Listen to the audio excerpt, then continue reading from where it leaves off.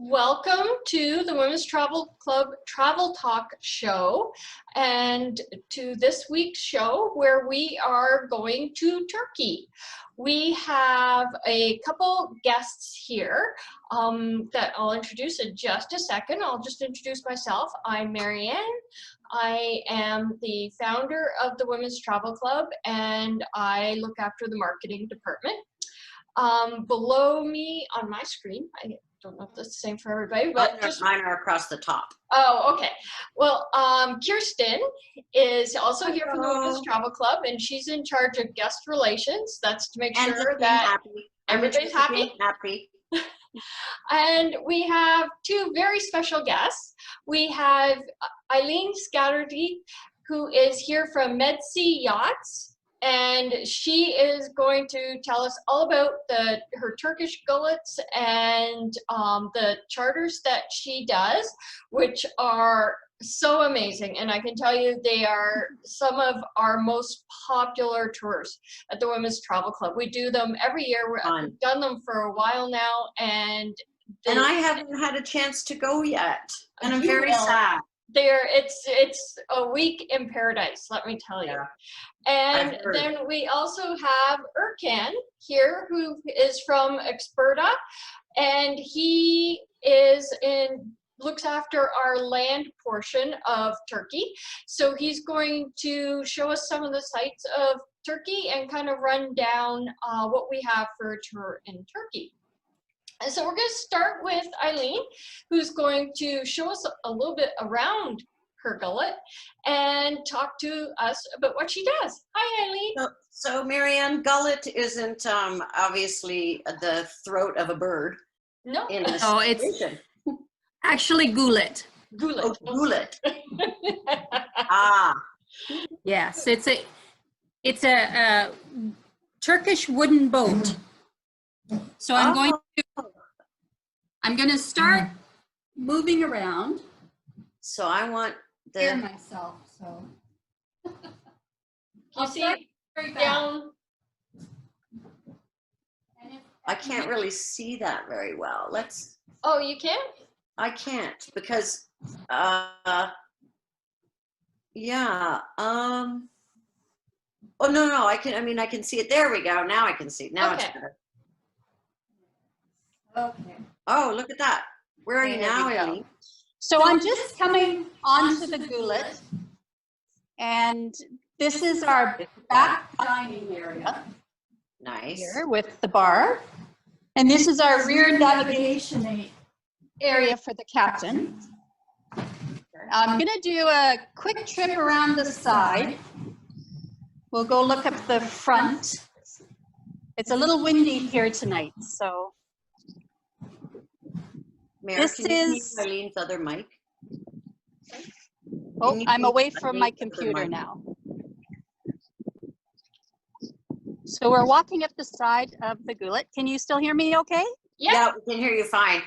Good. Thank you. So we're coming up. I want to be there. This is our kitchen. So this is that's where the magic happens. That's right. It's where a lot of magic happens in this kitchen for sure. And then, of course, we have our forward navigation. This is where the captain does most of his navigating from. And when we get out here, I'm going to actually show you our other little girl. This is Medsea Yachts that's sitting docked beside us right now. So she's our baby girl. She's a little bit smaller than this one is. She's 24 meters, and this one is 30 meters. And then this is our front. Oh, and it got really gusty right when I wanted to do this. So this is the front area up here, so it's nice and open. We get a lot of people that like to do yoga and just kind of hang out up here.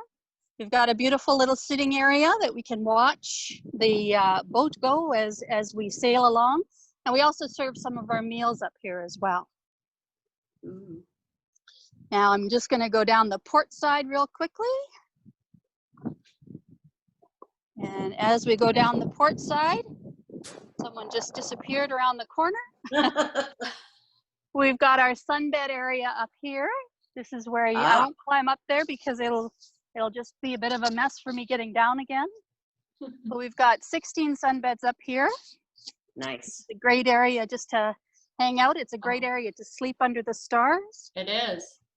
As I'm going by here, this is our sleepy little village of Soyut. So it's very, very quiet out here. It's a lovely little place. And I'm just gonna go inside now. I'm coming right back to the aft deck. And we're gonna go inside. So this is our salon. It's a little bit bigger than a lot of salons are in this type of a boat. And there's the all-important bar. Yes. Yep. I was just going to say, Marianne spent a bit of time here, I think. Except the men that serve you are so good. Like, it is very much a, oh, help yourself. If if nobody's around, just help yourself kind of thing. Or if they see you helping yourself, they rush in and they're like, no, let me do that for you. And they're so nice. wonderful. Nice. So I've taken you down into the forward cabin. So down here we've got, these are our twin cabins. So we've got 2 twin cabins on board this one. And then this is obviously one of our ensuite bathrooms. So you've got a full walk-in shower. Nice. And toilet and sink with every cabin. Little wardrobe there. And then I'll just walk you down here. I'll show you one of our double cabins as well. Here's our cabin. This is our Rhodes cabin. Everyone has a name. So for us, how we book it is the double cabins that you're seeing with the bigger beds, we book as singles. And the cabin with the 2 smaller beds is booked as a double. So if you book a single, it's that bigger bed in that cabin by yourself, and the double rate is for the 2 smaller beds in the cabin together. Thank you. Yeah. And then we're back up here, and there's another 2. Oh, hold on. Another 2 cabins down in the back.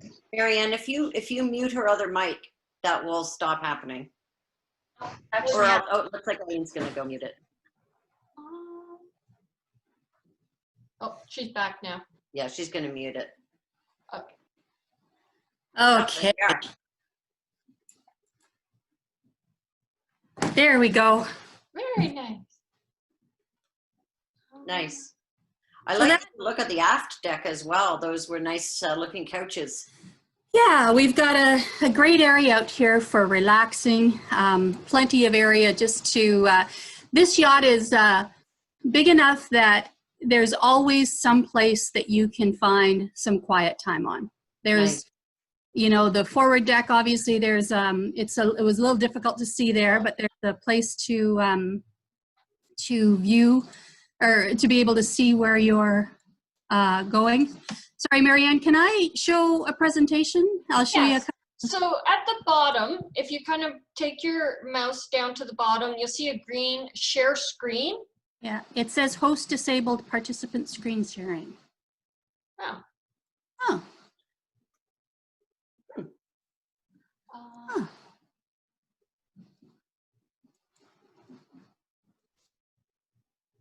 Did you? Can you find it?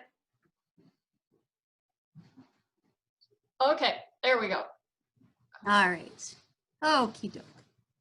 So I'll just, oops.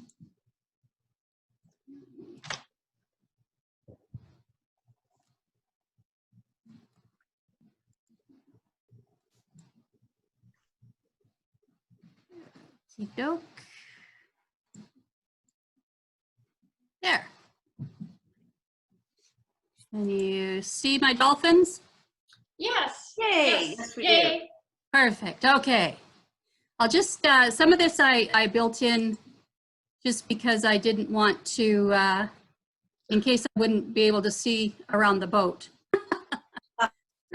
Here, this is just a little bit about Medsea Yachts. We also have, obviously, a restaurant, Ketchipaku, Medsea Villas, and this year we've actually started Medsea Farms. I've learned not to go to Canada because when I come back, we have a new business. So this is our home base, which is our little village of Soyut, which is just outside of Marmaris. So this is Soyut Bay here. It's just an absolutely beautiful area. This is Simi that's in the background, and we're located just over on the right-hand side at the very end of the bay. Beautiful. We have our 2 gulets, which is Medsea Canada and Medsea Aegean. This is the 2 of them together right now. That's Medsea Canada in her full sail when we were out one day. And this is our little girl, Medsea Aegean. Of course, Medsea Aegean, she's really not that little. She's got 6 cabins and can take up to 12 guests, but because she's smaller than this one, we call her the little one.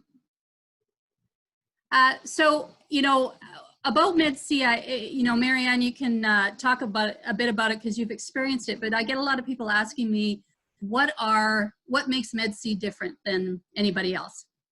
And I think there's 3 things that is really gives us our edge. Number 1 is location. You know, we sail the Turquoise coast of Turkey, and it is one of the most beautiful areas that I've ever been to. You know, the cliffs you can see in this slide, there's greenery, there's cliffs, there's rocks, and the water itself is just so crystal clear and beautiful. It is. It looks like it's about 2 feet deep because you can see the bottom so clearly. I've never seen water clear and crystal blue like this water. Yeah. And it's funny because whenever the first couple of days, whenever we anchor somebody somewhere, everybody always says, is this deep enough for me to jump in? And I say, yes, if we're here, it's deep enough for you to jump in.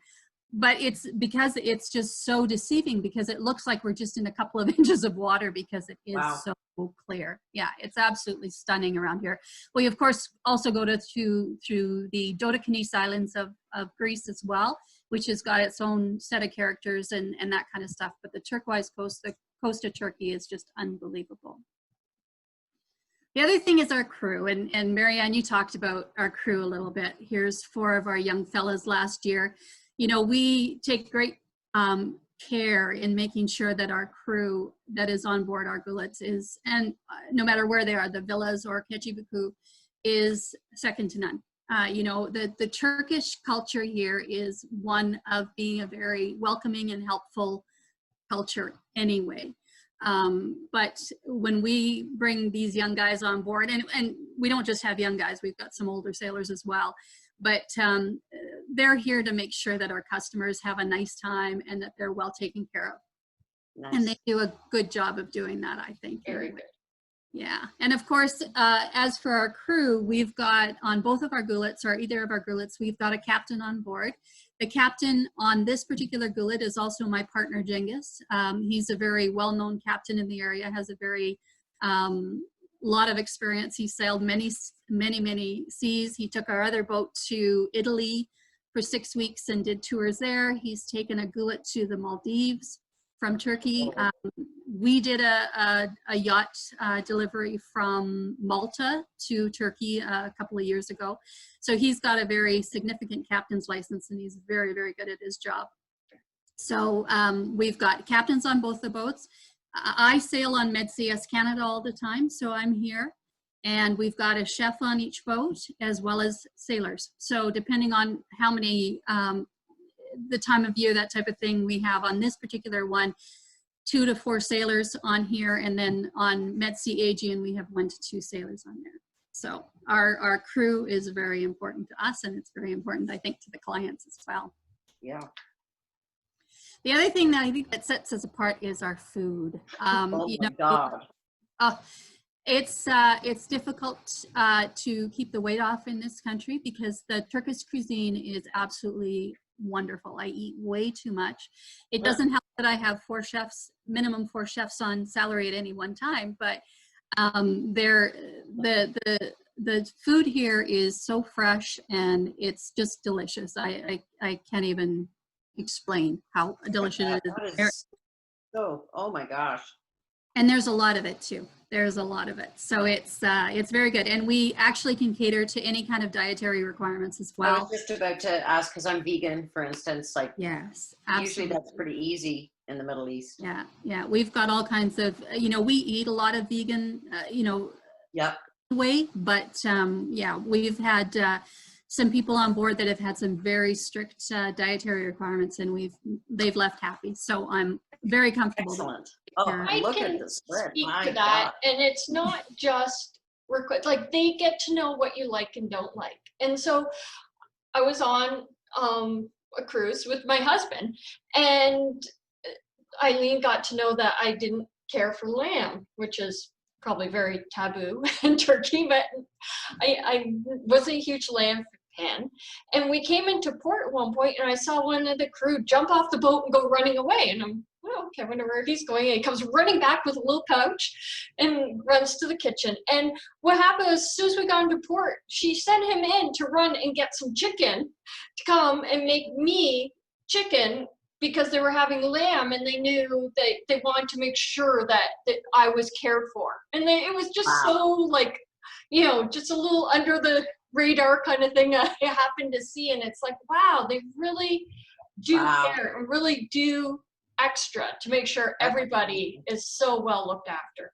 And it makes a difference. It does. And everybody that we've ever had travel with them knows it and comments on it. Nice. Well, you know, our customers are important to us. That's for sure. We want everybody to go away feeling happy and full, which that's not a problem here. Yeah. So those are kind of the three things that I think sets us apart a little bit from a lot of different gulets. You know, we maintain our boats on a regular basis. Our winter program for maintenance is significant always. So our boats are always, you know, at the top of their game when everybody comes on board. And we do a cleaning and varnishing program throughout the year. So even in the middle of summer, if we're lucky enough to have a week or a couple of days off, you'll notice you might find us on the side sanding and varnishing the outside of the boat. And that's just to make sure that it's always maintained and kept as beautiful as we can. They look just beautiful. Yeah, so here's just there's your couches. Oh my God. Yes, yeah. So this is How coming can I get onto that the in boat. my own home? Exactly. This is my home, so it's kind of lucky for me. Yeah, that's fantastic. Oh, look at that. Yeah. And this is our salon. Nice. And then this was one of the double cabins that I showed you earlier. And then one of the twin cabins.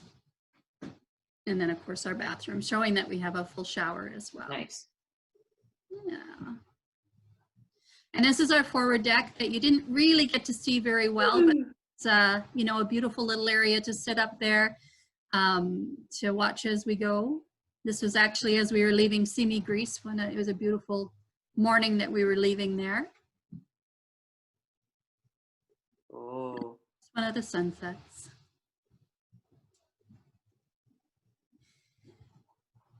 Nope. Now we're on Ketchibaku. So some of the things about our cruises, I think, that are a little bit different. We're not your normal cruise ship, so we're obviously a lot smaller. We really focus on the smaller groups. When you sail with us, we can get into some really beautiful secluded bays, and a lot of times we're the only gulets that are in those bays, depending on the route that we're on. So it's a nice private little area. Of course, the history around here is unbelievable, and Erkan will talk about that in a minute. But the Turkish history, I mean, I just keep learning, and I mean, it's just too much to keep in my head. I'm getting too old for that. But we get to visit a lot of different small Turkish villages and and some towns. You know, a typical day on board for us is you wake up in the morning. We have breakfast. Usually I try to get people to go for a morning swim because it's so beautiful. We have breakfast on board. Once all the breakfast is put together, we take off and sail somewhere, usually to a bay somewhere. And there we'll spend some time swimming and maybe hiking, depending on how close we are to some hiking trails, if anybody's interested. We'll have lunch on board, and then in the afternoon we'll set sail again and go somewhere, wherever it is on our itinerary. Maybe we'll visit a small village, maybe we'll go to some historical site. It all depends on the route and where we are. In the evening, we try to get back out into a bay again. Sometimes that's not always possible. But when we anchor in a bay, we have dinner that evening. The captain usually grills on the front grill for us. We have a lovely dinner, and then afterwards, everybody just kind of hangs out and is. We tell people that they might want to try sleeping on deck. It's one of the most beautiful things here. It's the star show. I come from Calgary. I come from Alberta, and you know, I lived on a farm growing up, so I know stars, but I've never seen anything like it here. Wow. So sleeping outside is just one of the most beautiful things to do here. So that's kind of the typical day on board here with Medsea Yachts. We've got a lot of different water sports to do as well. So we've got a jet ski on board if anybody gets really excited about jet skiing. We've got paddle boards, we've got canoes, we've got snorkel equipment. We do water skiing, wakeboarding. We've got tube rides, which we've had some great fun with the Women's Travel Club. That is, we've had some. That sounds like fun. I have some great pictures of that group, of the group doing some of that. And yeah, so that's kind of what it's all about. And really, you know, we opened up the restaurant Ketchi Baku a year ago, I guess now, and this is really kind of helps to supplement us in the yachting business, because it allows us to, oh, there's another one of those food pictures. It allows us to kind of support the yachts as they come in. We have some place to stage our arrivals and our departures, which is kind of a nice, quiet thing now. Before we were embarking and disembarking in Marmaris, and it's very busy and very loud. The bar scene was gonna go till 4 in the morning, and then our poor guests would have to get up in the morning and not have very much sleep. Here we can have them relax and be able to embark and disembark in a lovely, quiet environment. Nice. We've also got the villas that are here, so we have some rental units if we need to. And then this last year, we decided that we should create Medsea Arms. So we have a number of Hello, goats. different gardens within the village that we try to grow as much of our own vegetables as possible. This is 2 of our fields. We've got a couple more inland as well. So we, you know, we source, obviously we grow our own food, and then whatever we can't grow, we source locally as well.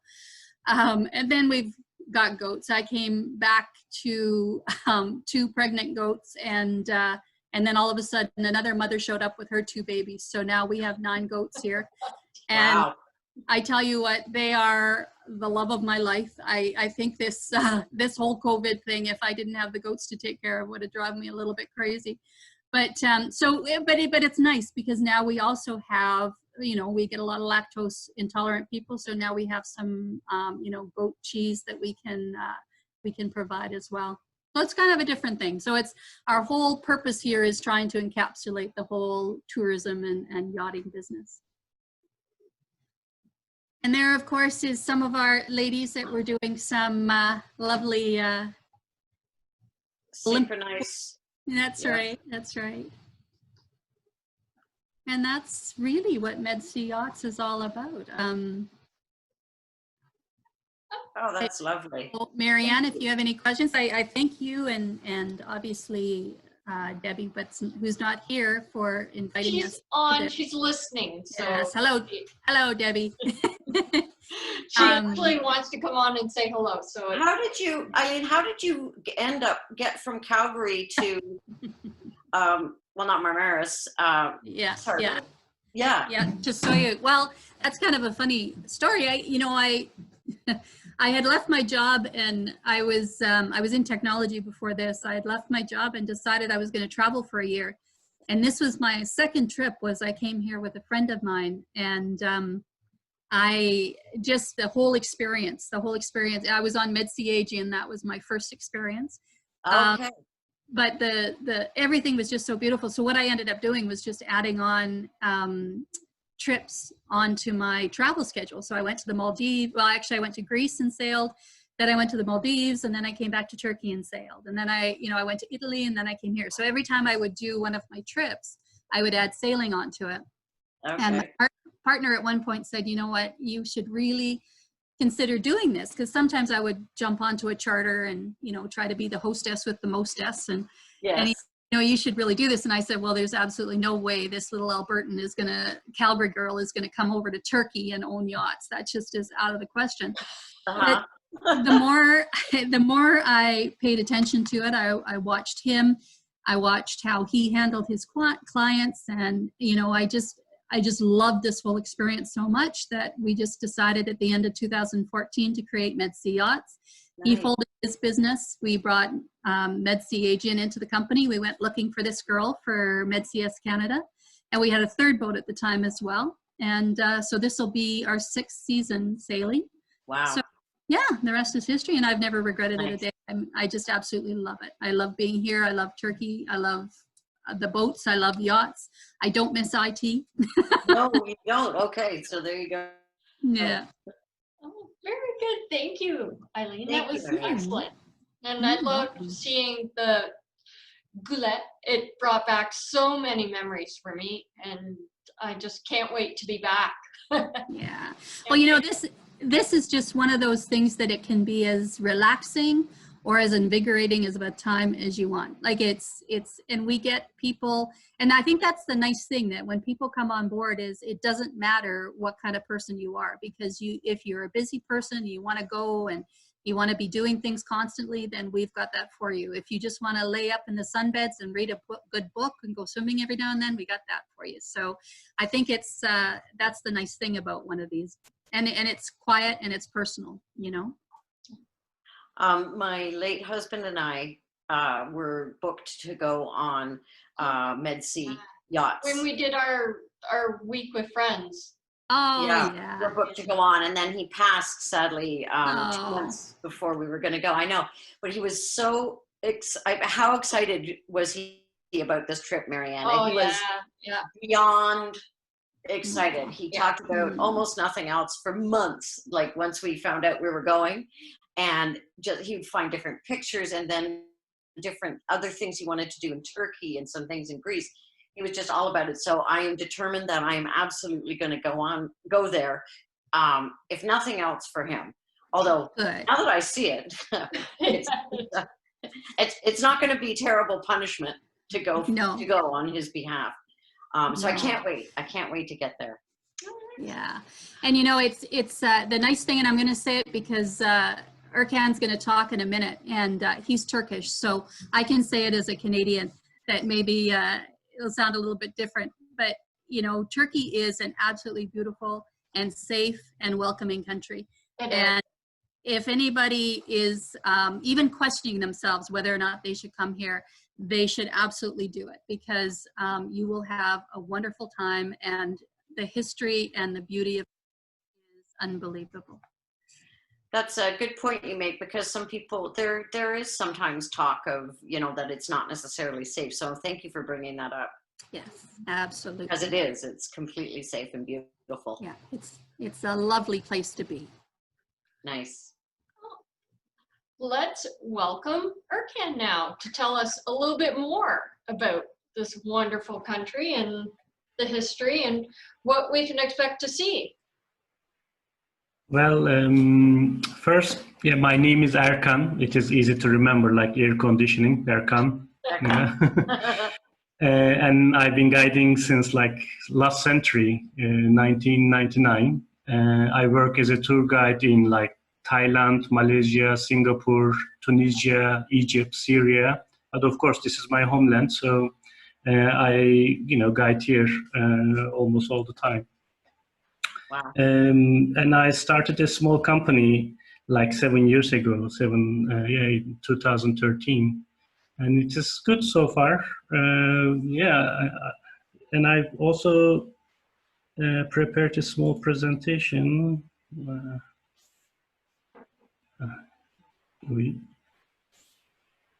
Here it is. So I will try to explain a little bit about this land part of the tour that we will do. First of all, Turkey is actually quite a big country. The population is like 85 million. And it is like a bridge. If you look at on the map, it is like a bridge between Asia and Europe. And because of that, lots of different civilizations, went through here and they stayed here, like Eileen mentioned. The history here is great. Like the oldest temple in the world is here in Turkey, going back to 10,000 BC. And the good thing, like if you go to let's say Italy or Greece, like in Italy you will see Roman sites. In Greece you will drive and see just Greek sites. But here, in like half an hour to 1 hour, 2 hours drive, you will see different ruins from different civilizations. That's how rich Turkey is. And on this tour, though, we will be at western part of Turkey, and we will visit some Roman sites as well. Like once you come, we will first stay. Can you see my the red dot? Yeah. Okay, I see your head. Yep. Okay, so we will spend a couple of days here in Istanbul. We will visit all the main sites. We will do a Bosphorus tour. The thing, as you see, this small part of Turkey is on Europe, and this big part is on Asia. So you can see the Bosphorus here, dividing the two continents, as well as the Dardanelles further down here. So this is Sea of Marmara, like a crocodile, actually. And it's an inland sea between Europe and Asia. So this big Asian part of the country is called Anatolia. It's an old Greek word, which means where the sun rises from. So maybe you heard Asia Minor or Little Asia, Anatolia. They are all same. That is the Asian part of Turkey. And this part is Thrace. Thrace, it comes from a tribe. Thracians, they are old Celtic tribe who lived here for a long time. So the thing, Istanbul is founded here. I will talk about it a little bit later on. So we will spend a couple of days here, as I mentioned.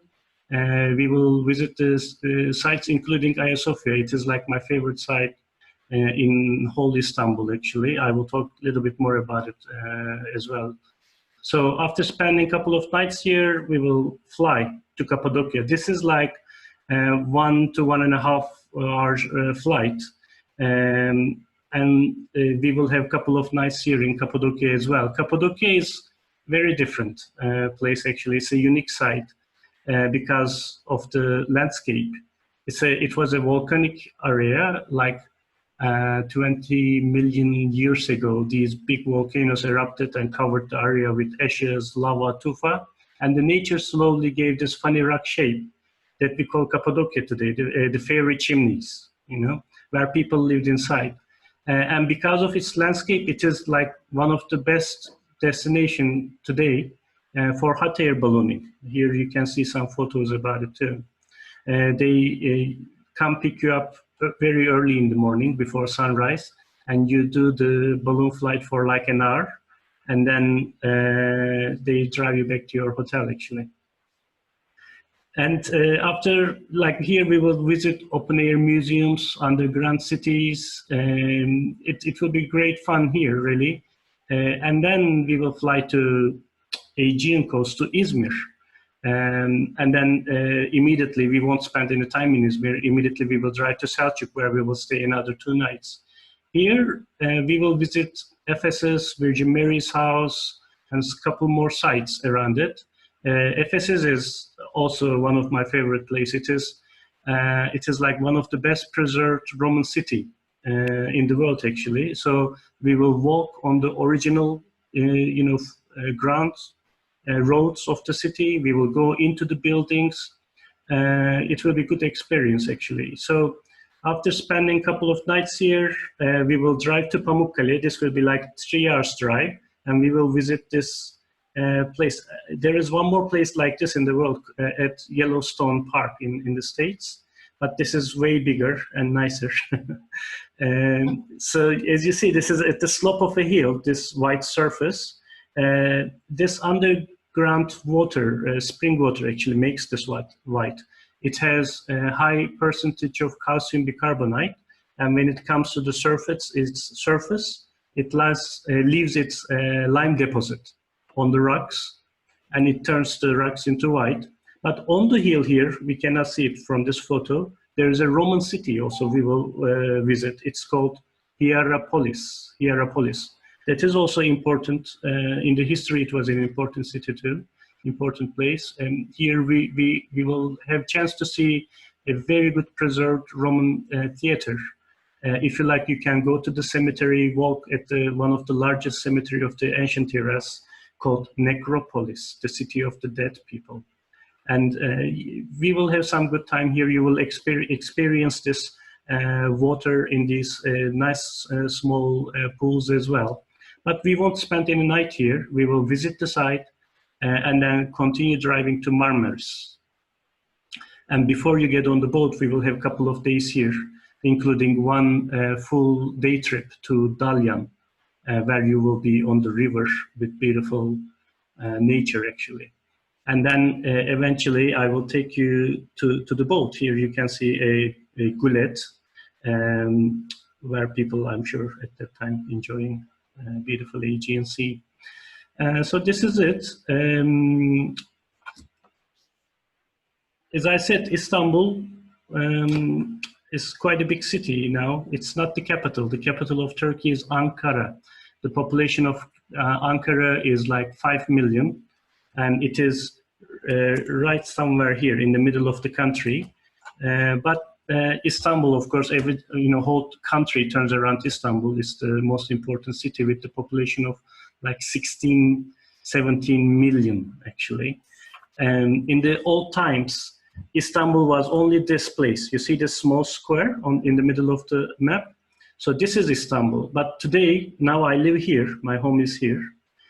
When people ask me, I say I live in Istanbul too, because Istanbul is from here all the way to here. It even goes further out of this map, and then all the way to Black Sea. Here you can see the Bosphorus dividing the continents, and this is Sea of Marmara, and there's a small waterway going into European side of Istanbul here.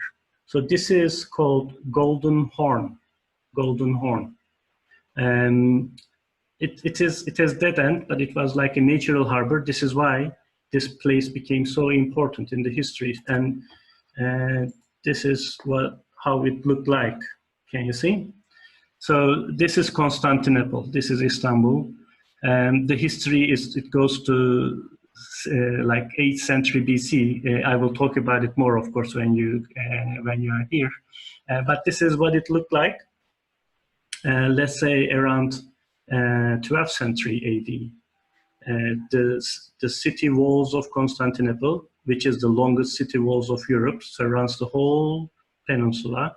You can see Golden Horn here with the harbors, and some harbors here facing the Sea of Marmara.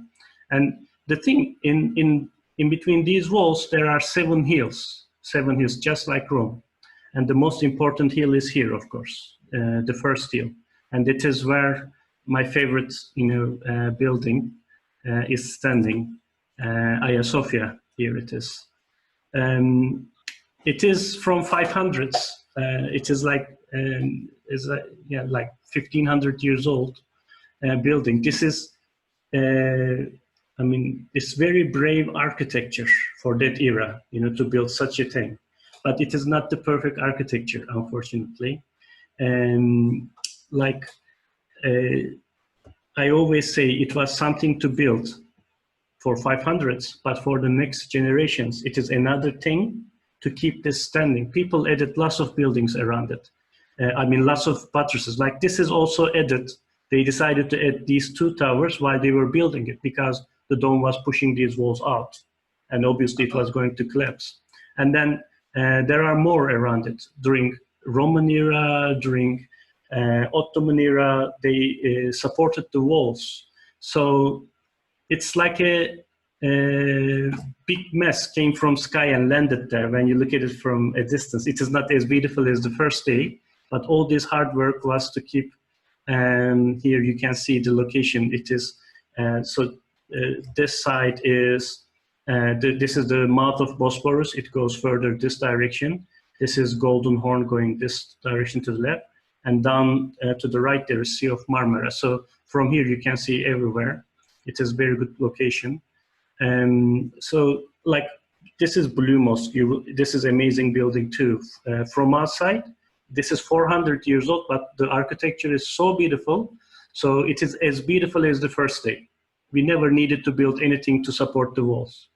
But when you go inside, the story is different. Hagia Sophia it will be one of the most impressive buildings you've ever been in. Okay. And this is also here, as I said, this is the first hill of Constantinople. The Roman palace was here. You see all these buildings.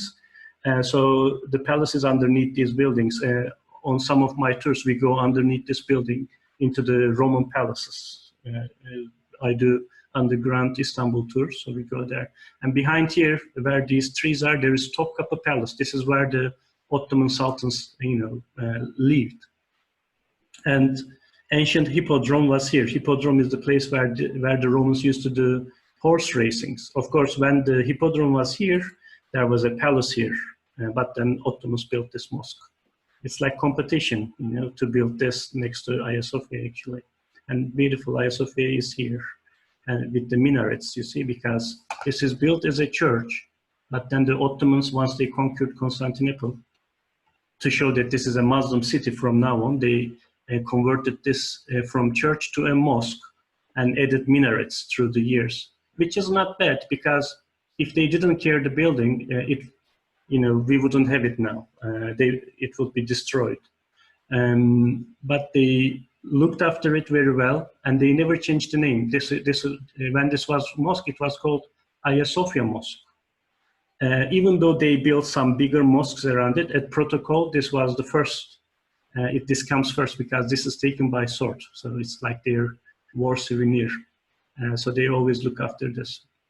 But today it's a museum, right? It's not a mosque. So this is, as you see, this is very strategic location. So I am sure when the Romans were pagan, actually we know, there were pagan temples around here. There was a beautiful Zeus temple right here, actually. So with Christianity, they destroyed them and they built churches. The first great church was built by Constantine the Great around 360 AD. We don't know what it looked like, so there is nothing left from that church. But we believe it was something like this, basilica plan. Basilica, it's a Roman building, okay? But they converted these basilicas into churches, so they always kept this long rectangular as a plan to build the churches. The second one, when the first one burned down at 404, Theodosius II, he built this one. Let me move these. So Theodosius built this one. But the second Hagia Sophia also burned down at 532, and then Justinianus, you will hear him a lot when you're in Istanbul. Justinianus, he built this one. But you see the difference between the domes? Because this was more pressed from the top, so the pressure of the dome was going to the walls a lot. With the first earthquake, this collapsed. And then they built this other one, as you see here. So I always say, doesn't matter which part of the universe you live, if you study architecture, you study Hagia Sophia, because it's a revolution for architecture. As I mentioned, it's a rectangular building, basilica plan, and the problem is to put a circle on top of it. And they sorted out by putting arches. So this is how it looks like, from inside. As I said, by putting these arches, you see, they managed to put that dome on top of the building, which is a rectangular building. I will go in details about this architecture, what they did, when we come here, when you guys are here. But this is how it is. This dome, it was the largest dome of the world for 1100 years, you see. It's beautiful, eh? I mean, I've been here many times, but still when I go in, sometimes I give time to people to walk around, take photos, and then I find myself taking photos as well.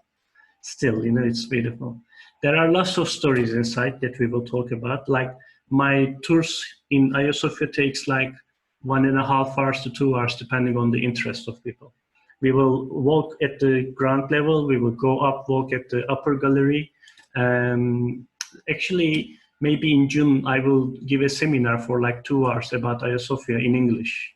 So I'll send you a link too, Marianne. So if you like to invite people, it will be free anyway. And we will see some of the best mosaics in Hagia Sophia. Like this is over the imperial gate. You can see one of the emperors on his knees in front of Jesus sitting on throne. This is Gabriel and Virgin Mary. There are a few stories about this, but the most common one is he got married 4 times, which is sin in Christianity, to have a son actually. He did this, and he's asking mercy from Jesus. This is Leo VI. And Virgin Mary with baby Jesus. This is the oldest mosaic. We had an era when all the mosaics were destroyed by Christian emperor Leo III, because he noticed people are worshipping to these pictures, so he destroyed them all. We call it iconoclastic era between 8th and 9th century. Of course, it started here in Hagia Sophia. They started to destroy all those mosaics from here. And when the icon lovers won the court battle in between, they started to put the mosaics in here first. And this is the oldest one. Here, our hero, Justinianus, you can see him in front of baby Jesus and Virgin Mary, holding the church that he built. And at the other side, you can see Constantine the Great, holding the city that he built, and they are both presenting them, with Jesus here. This is one of the mosaic we will see, but this is my favorite one. This is the Judgment Day. So according to story, everyone on earth died, and Virgin Mary and Saint John the Baptist, they ask mercy from Jesus for humanity. So normally when you go into an Orthodox church, you see lots of frescoes, mosaics around, which are the stories of the Bible which already happened. But here we are looking at features. Since we are all alive, this is something going to happen in the future, right? So this is giving us a little tip about what will happen. But this is not just my favorite mosaic, obviously. By the art historians, this is accepted as the best pre-Renaissance mosaic, actually. It is from 1200s, from 13th century. Here you can see Saint John the Baptist. He has this pain, in his face because of our sins, right? And the art historians, they compare this with Laocoon and his sons. Laocoon and his sons. So Laocoon, it is accepted as the best Hellenistic statue. Okay, and he is the guy who told Trojans not to take the horse into the city. And Poseidon gets angry and sends a monster and kills Laocoon and his 2 sons. So he's in great pain because he's dying and he sees his 2 sons dying as well. So the art historians, they compare the pain he is having with the pain that Saint John the Baptist is having here. This is in Vatican Museum now in Rome. This is in Istanbul. Also, this is a good, this gives us an idea that when the Ottomans conquered Constantinople, all these artists, they ran away and started Renaissance, actually, in Italy. The art here was way better compared to Europe, actually, at that time. For example, look at the eyes of Jesus. It's not symmetric. So if you walk around here in front of this picture, you will see Jesus is following you all the time. I mean, we all know that God is following us, but here you can see it at least, right? And this is it. I mean, about Hagia Sophia and Istanbul. Of course, just in Hagia Sophia, just in front of that, in front of this, there are lots of things to talk about, but I keep them all to here. I don't want to take your time also. And there is one more site I like to give you some information about. I mean, as I mentioned, we will go to Ephesus, and I mentioned it is like one of the best preserved Roman city, right? So when we walk in here, actually, I have a map. So there are 2 gates here at Ephesus by bus. This is like a couple of minutes drive to Selçuk, where our hotel will be. By bus, we will drive to the upper gate, which is somewhere here. That's here, sorry. And then we will walk through here, which is downhill, to the lower gate, where the bus will be waiting for us. But as I said, this is one of the best preserved Roman city, and with the guide's explanations, you will have an idea. You can visualize how the buildings look like, what they were used for, blah, blah, you know. So, but there is one place here, unfortunately, nothing is left, even though it's one of the wonders of ancient world. You know, there are 7. Nothing is left from that, which is here. Can you see? It is number 74. It is Artemis Temple. It is not in Ephesus, but we will also stop here to show you what is left. As I said, it is one of the wonders of ancient world. Here you can see them. Great pyramids of Giza, Hanging Gardens of Babylonia, Lighthouse of Alexandria, Statue of Zeus at Olympia, Mausoleum at Halicarnassus. This is in Turkey too. This is in Bodrum. And the Colossus of Rhodes. And the one missing here is, I took it out on purpose. It is here, Artemis Temple. We know the location of this place is, it goes to, as you can see here, 13th, 14th century BC. And since 11th century BC, this is a sacred area. And, you know, the Trojan War, which was between the Anatolians and the Greeks. So after the Trojan War, once the Greeks won that battle, there were floods of Greeks into Anatolia, and they founded new cities. So that is when, here you can see 7th century BC, that's when they built an Artemis Temple here, which was wooden with 32 columns. But then Ephesus, the city, is a harbor city, so they made lots of money from trading. And they decided to have the largest Artemis Temple ever. But they started to build it 570 BC. You see it is 106 marble columns. It was very big, but once they finished, they ran out of money. And then they said, we spend all our money for Artemis, so she's supposed to help us now to make money. So they announced the world, they used the harbor for that. They said, doesn't matter what, you know, which goddess you worship, be sure she lives here. Since this is the largest house for a goddess, she must be living here. So if you have expensive stuff, how do you say, like volubles? Did you understand? Yeah. Like the things which is too dear to keep in your house because of the thieves, you can bring them here and keep them in the temple. The sacrifices you need to do for goddesses, you can come here and do it here in the temple. Since you trust her so much, you leave your expensive stuff in her temple, and she will be so happy. And at the end of the year, she will give you some gifts, which is like an interest. So the Artemis Temple turned into the first bank ever. Okay, of course, they made lots of money from this, which caused some problems because then the neighboring countries, they wanted to invade Ephesus and have this money. So it really worked very well. They made lots of money. And then one day in the year 356 BC, the temple burned down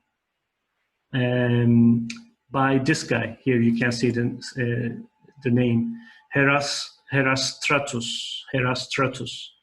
So they say he was a mad guy. He just wanted to write his name into history. You know, this is why he burnt down. I mean, imagine, look at the temple, size of the temple, and one guy cannot do it, right? So today, historians believe the temple burnt down by the priests because they wanted to have that money. So they stole the money and then burned it down. This is what, one of the things that the historians are thinking at the moment. The thing, this was an awful reputation for the Ephesians. I mean, because now they cannot say Artemis is here, protect your money, blah, blah. But later on they understood. At the night when the temple burnt down, Alexander the Great was born. and Artemis, she is the goddess of birth. So then they came up with this plan. I mean, they said, of course she wasn't here because, to stop the fire, because she was helping another goddess, another god's birth, which was Alexander the Great. Alexander the Great, of course, later on when he came, the construction was still going on, and they ran out of money. And he heard the story. He felt guilty. He said, because of my birth, Artemis was not here to stop the fire. So I feel guilty. I want to give the money you need so you can finish the temple. But he said, I want my name to be written on the temple too. But people of Ephesus said, no, like one temple is for one God. We will finish this and then build another temple for you. Okay. Of course, like they got the money, they finished this temple, but they never needed to build another temple for Alexander the Great because he died when he was chasing the Persians, right? But this new one, which is one of the wonders of ancient world, it has 127 marbles. And here Alexander the Great with his horse, Bucephalus, beautiful horse. And this is how it looked like. This is Artemis Temple, and you can see her here inside. The statue is quite weird, by the way. Look at the size of it, how beautiful it was. Some of these friezes are in British Museum, especially these ones here, you see. They are in British Museum because the British, they did the excavations here, so they took them to British Museum. This is Artemis statue in the temple. So here you can see people inside, but normally you cannot, like even the locals are not allowed to come up here and only the priest can go in. But it is a very different Artemis, as you see. Normally this is how Artemis we know. She is the Greek goddess, right, of hunt, forests, hills, moon, archery, wild animals, childbirth, virginity. And she is also, this is interesting, she is the goddess who brought sudden death to infants, girls, and women as well. But Ephesus Artemis is different with these. So one of the first Artemis statue was wooden, and there were hooks here. And during the festivals, they sacrificed bulls, and they hanged the testicles of the bulls here. So these are the testicles of bulls, symbolizing fertility. So these were the statues standing in Artemis Temple.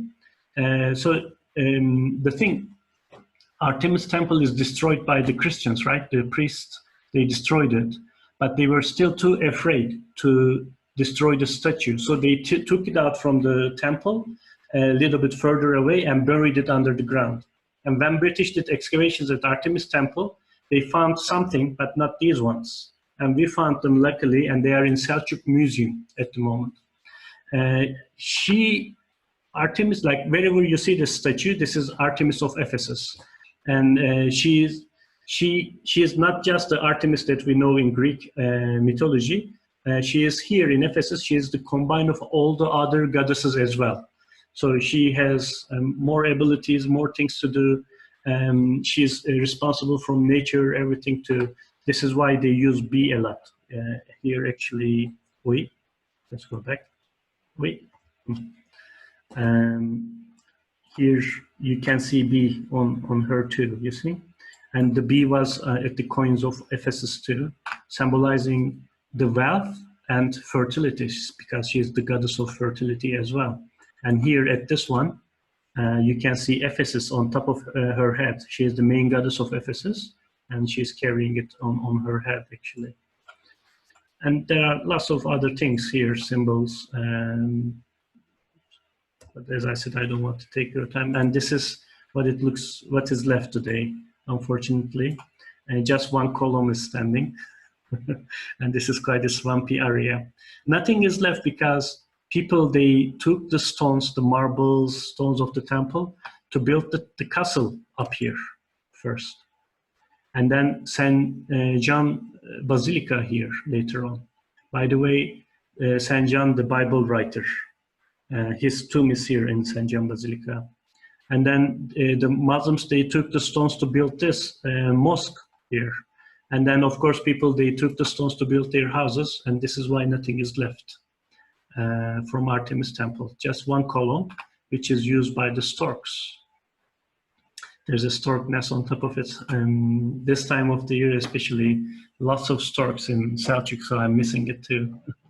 It's beautiful to watch them. Anyway, this is it. This is just two places. I thought this is a good chance for me to show you what Artemis Temple, looks like, because as I said, you will see nothing there.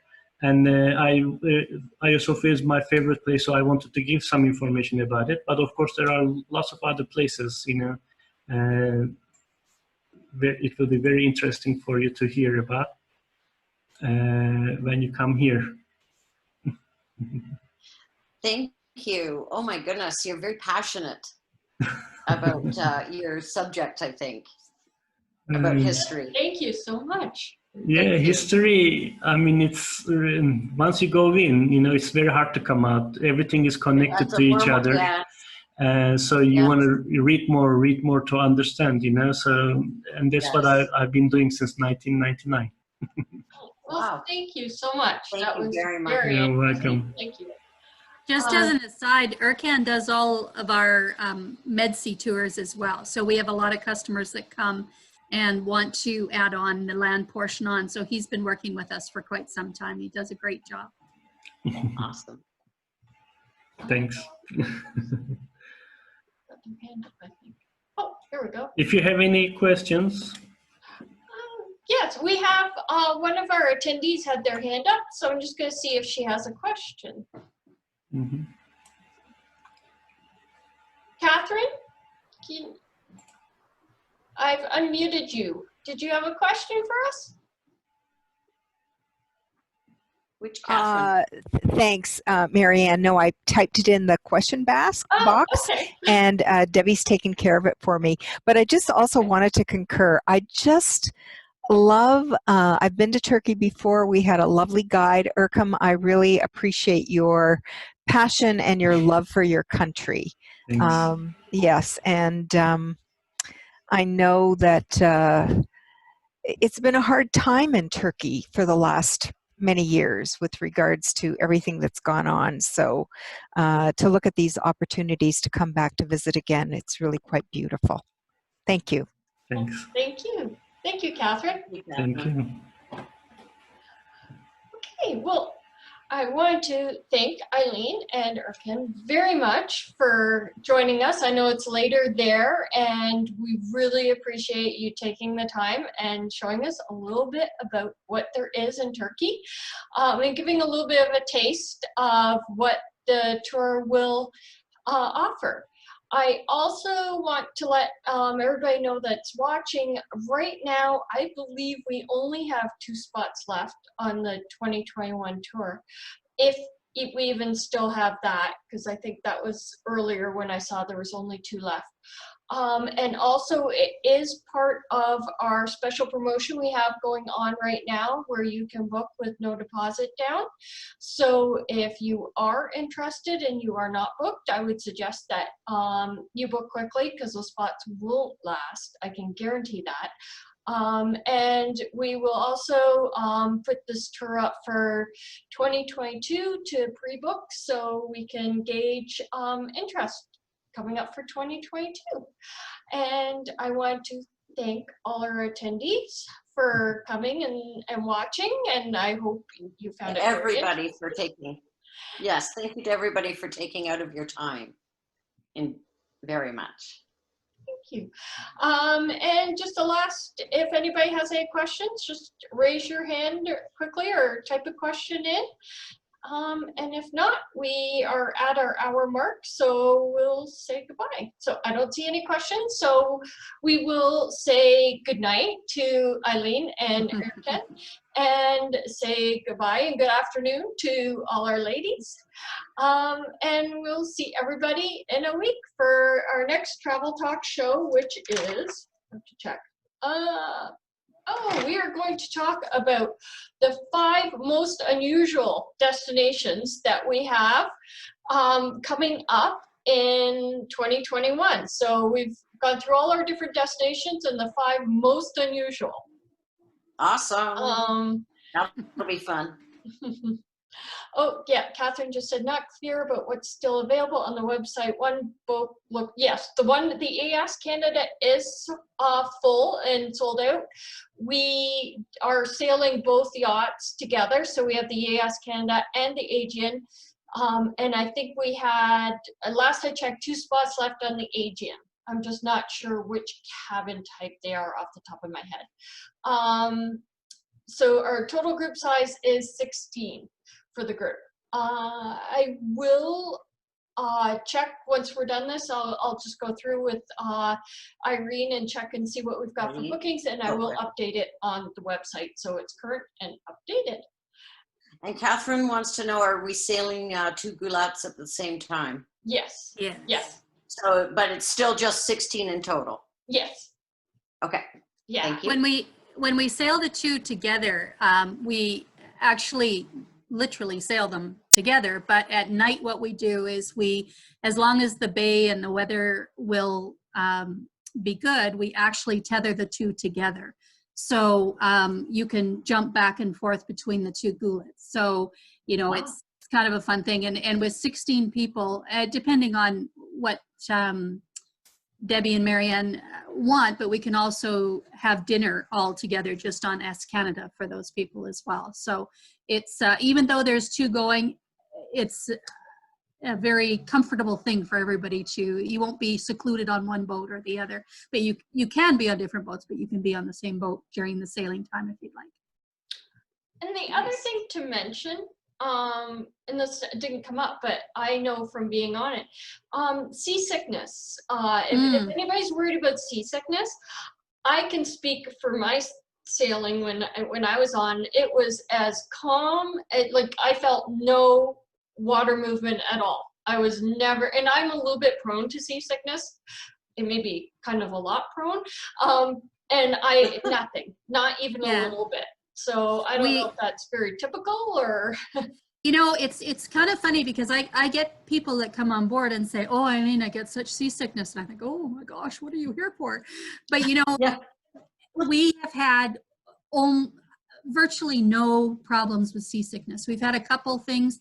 One of them, I think, was more alcohol induced than there was actual sea issues. But, you know, we are very wide and we're very heavy. So we sit down into the sea more than a lot of other boats do. And then on top of that, we also do near shore sailing. So we're not out in the middle of the ocean. We're not out in the big waves. You know, every now and then it can get windy and a little choppy, but we have ways that we can get around that. We put the sails up and that actually sits the boat down and it stabilizes it quite a bit. And we also have, you know, I have ginger tablets on board and there's certain places on the boat I tell people to sit and stuff like that. So, you know, rarely do we ever have real problems with seasickness here, which is quite nice. Excellent. That's very nice in all ways. Well, thank you. Thank you so much again. We really appreciate it. And we look very, very much forward. I won't be there. It'll be Debbie, but I know. And then can I go the time after that? He's here too, right? Yes. Yes, you can go the time I'm after. asking, pretty please, to go the time after that.